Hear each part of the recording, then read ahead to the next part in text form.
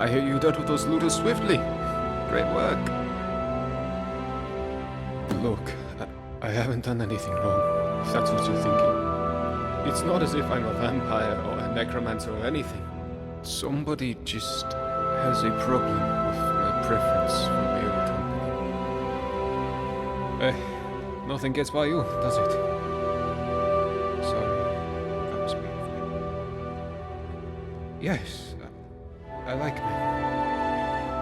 And when you grow up in Windhelm like I did, you expect a bit of hostility. I saw enough friends attacked and driven away by angry lords to know the cost of not keeping your personal affairs to yourself. So I hid who I was for, what was it, 20 years? Living in the barracks with a dozen other guardsmen, watching what I said and where I looked.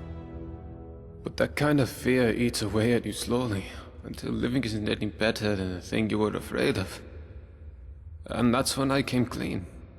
Needless to say, since I'm now living underground on the opposite corner of Skyrim, my openness didn't go well among the lords of Windhelm.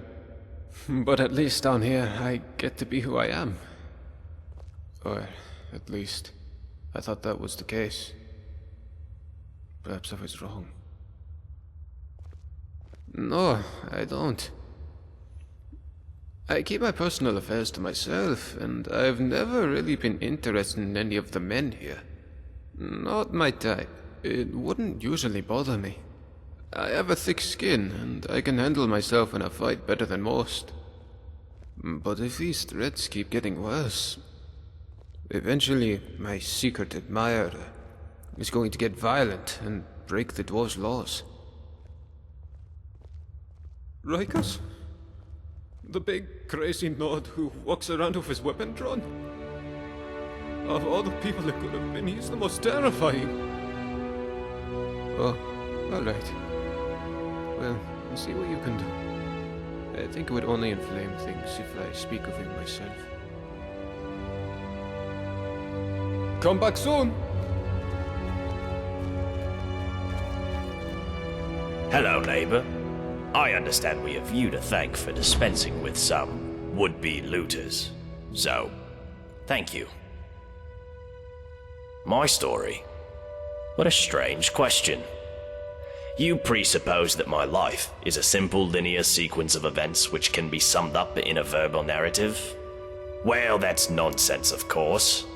First, most of it was so long ago I barely remember.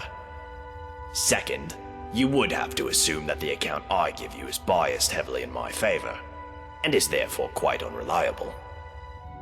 And finally, my story is really much less interesting than this mysterious place. Now, do you have any sensible questions, or can I get back to work? Well, why didn't you say so? I researched Dwarven history and technology, and I'm originally from Kragenmoor in Morrowind. Any other questions?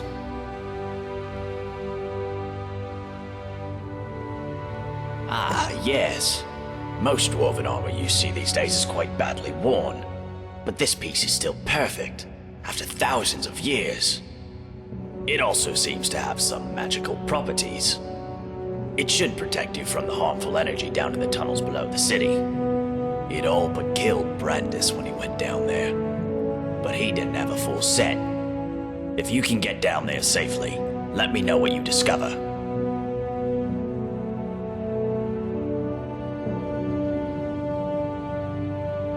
Time travel. You know, as it happens, I do. It was a great obsession of mine for years after my wife passed. I thought if I could go back, I gave up on that idea a long time ago. But recently the Jarl has asked to see my research notes. How strange that you should now take an interest too. Can I ask what the nature of your interest is in this unusual subject?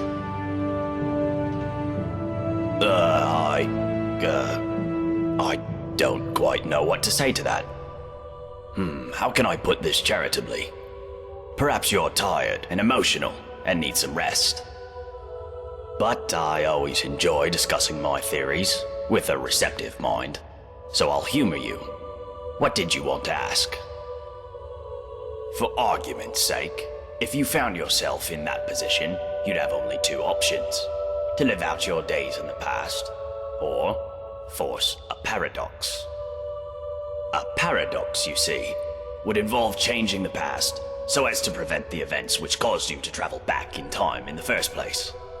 But you'd be taking a big risk by doing that.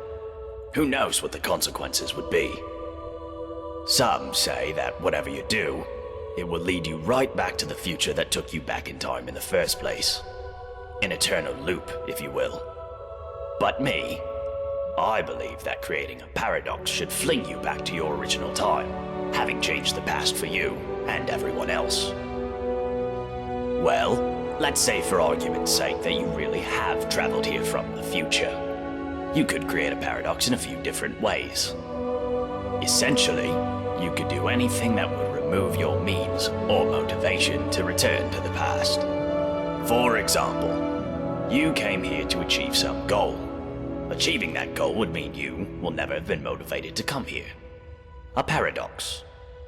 Or, if the thing that allowed you to travel back in time is still here, as a past version of itself, you could simply destroy it, I suppose. That would mean, of course, that you will never have been able to travel back in time. Another paradox. But doing so could have terrible consequences. But if you really are from the future, as unlikely as that is, telling me or anybody else what happens next could have disastrous consequences too. I think it's best if we talk about something else. Farewell. Come back if you think of any questions.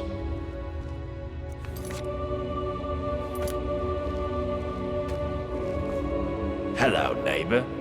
Would you like to hear him? Ah, yes, fascinating, isn't it? It seems to be radiating from something deep beneath the city, but I've never been down far enough to see what it is. But if the dwarves were able to access the quarry that appears to be down there, presumably they had a way to protect themselves from it. So perhaps a full suit of dwarven armor would protect you. Not just any old dwarven armor, though. It would have to be in immaculate condition. Farewell. Come back if you think of any questions.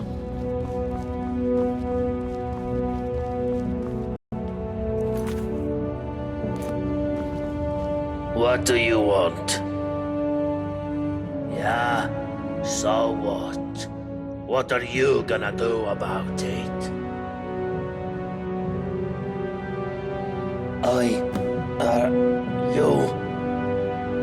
You're crazy, you know that? Alright, point taken.